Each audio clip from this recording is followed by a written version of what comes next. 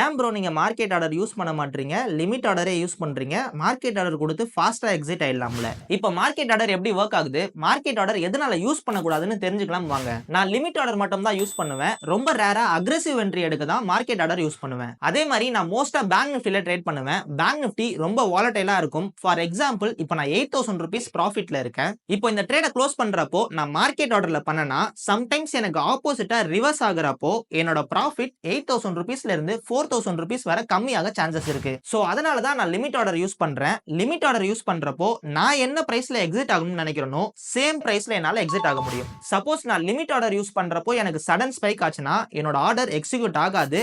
நான் செட் பண்ண பிரைஸ் வந்தா மட்டும் தான் என்னோட ஆர்டர் எக்ஸிக்யூட் ஆகும். சோ இதான் ரீசன் நான் லிமிட் ஆர்டர் யூஸ் பண்றதுக்கு.